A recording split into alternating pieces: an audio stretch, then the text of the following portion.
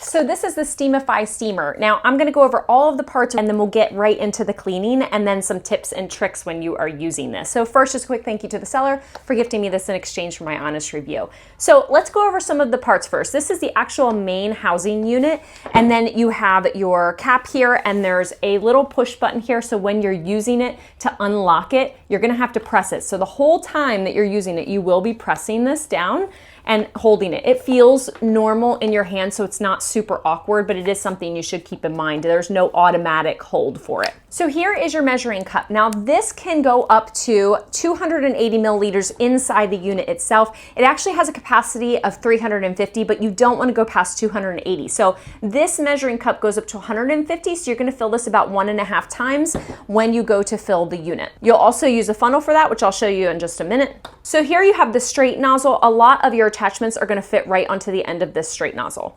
This is the extension nozzle, and so this can get into really maybe tight places. So if you're maybe cleaning inside of your oven or you're trying to reach like a corner of a room, this might be really good for that. And you can actually fit some of the pieces on here as well. So if you're gonna use like the brush head, it fits right on there, nice, snug, and tight. So this is for the fabric steamer attachment. So if you're trying to do curtains or clothing, dresses, whatever, this would be really good for that. You would use the microfiber little cloth that comes on it, put it on the front cover of it, and use it that way. Now, to also use the window squeegee, you are going to need this attachment. So on the back, you can see where it's going to fit, and you're just gonna put that on the back and then clip it into place. And then it's into place, and you'll be able to attach that to here, which I'll show you in just a minute. Then you have your little brush heads and your bent nozzle. This would be really good for the toilet, inside the toilet, in those hard to reach places. So let me show you how to put this on. The straight nozzle is gonna probably be your main one that you're using. So you go ahead, there are grooves in the straight nozzle as well as on the tip here. So I'm gonna match those up and put that on, and then I need to turn it, which it is, I gotta tell you, it is a little tough to turn. Okay, you got righty-tighty, not lefty-loosey. So you'll turn it and then add your attachment piece. So you don't need to use an attachment piece for here, but if you want to, you can go ahead and fit on the piece, and that's nice and snug and tight. Now the first thing we want to do is fill this. So I got some water so that I am ready. So we'll remove the cap here. You wanna make sure that you're doing this with it unplugged. You are not plugging it in yet. Okay, so we're gonna take the funnel and put the funnel in the top here, and then I'm gonna take my measuring cup, and I'm gonna use my other measuring cup to fill this measuring cup so it's to the right milliliters. So this is so far up to 150 milliliters, and we'll pour that in here. Now I'm just gonna add another 100 milliliters, so it's up to 250, just under the 280 mark, just because that is where I want it. Next, you're gonna take your cap and you're gonna go ahead and screw this on tight.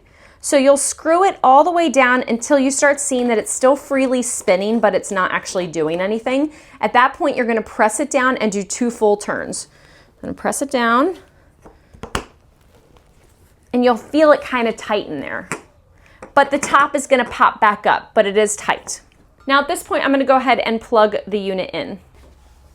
So now that the unit is plugged in, you can see there's a light on the front of this. When this red light turns off, you know that this is ready to then begin to use. But make sure that you wait for that red light to go off. It usually takes between 3 to 5 minutes. Also, if you need to do more water in the middle, like let's say that you're not done cleaning but you need more water, one thing you need to do is make sure that you unplug the unit first, and then you're gonna wait 5 minutes before you go ahead and remove the cap. You also need to release the steam. So once you unplug it, wait your 5 minutes, release any steam that might be still built up in there, and then you can go ahead and remove the cap, which you're gonna have to press down pretty hard the opposite way before unscrewing. You'll remove the cap, and then you can go ahead and add more water at that point. Now, there is a label that was on here that said to wait 1 minute, but the instructions and everything else says 5 minutes, so I would err on the side of caution and just do 5 minutes. So now we're ready to begin, and you can see the steam come out when I press this button here, and I press down. So the first thing I tried it on was this floor tile. We had this really dark spot that I had trouble cleaning. It would not get lighter, but the steam actually made it really easy to clean that up, and it is much lighter now. Next thing I tried was just doing it on the baseboards because they are a little bit dirty and you can't really get rid of the flecks of paint that are coming off, but I did want to at least try to clean it up, and the steam really did make it a lot easier to do that. I did find that the brush head for this worked best for the baseboards so they could really brush that dirt away. Next, I really wanted to get the grout around the toilet because sometimes it could just smell like urine in the bathroom and we can never figure out where it is even after cleaning a lot. And so actually cleaning this up with the steam helped to whiten it a bit and did help clean that area quite well. Then I wanted to see how well it worked on the toilet. We get these hard water stains where just there gets to be buildup around it, and my husband often has to use a pumice stone. So I thought, I wonder if the steam would actually help with that. And unfortunately, it really didn't. I tried as much as I could by scrubbing and doing the steam, and you do have to be careful because you don't want the toilet water to splash around with that steam, but it really was not that effective, although the little nozzle that goes up around the rim of the toilet does work well. Next was our bathroom cabinet, which just seems to get little flecks of, I don't know if it's toothpaste or what, but it just gets dirty. And so the steam really helped to clean that up really fast. Then I was able to do the squeegee on the mirror, and it does leave some marks. You can see these like wet streaks. So you do need to kind of go back with a paper towel or a cloth and really scrub that to kind of get no marks or anything without having those drips. But it works really well for that. I do like it for the windows and the mirrors.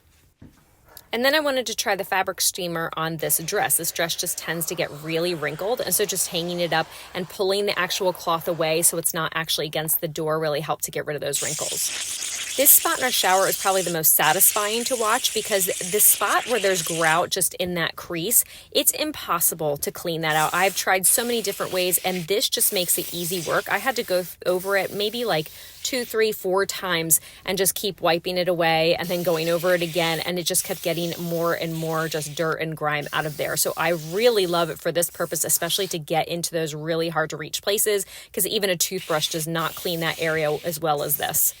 And honestly, we probably just need to line it with some new caulk so there isn't so deep of a divot there, but overall this works really well for that.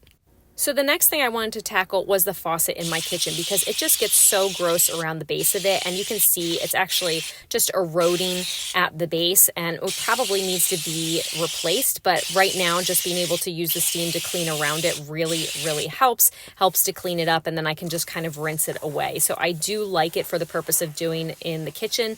Now I did try and do it on the white ceramic, which is inside of the base of the sink, and I was trying to clean that up as well, as you'll see here in just a minute, but it really did not do much for that. So for us, probably a magic eraser tends to work better than the steam cleaner for that, but if you have built up grime, you could probably loosen some of that first.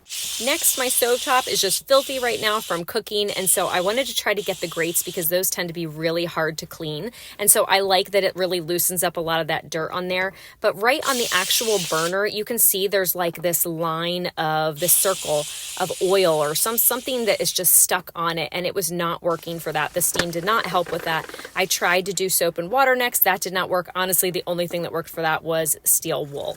So sometimes it's not going to be the best use for things, but for others it will be. For this, steel wool was the winner though.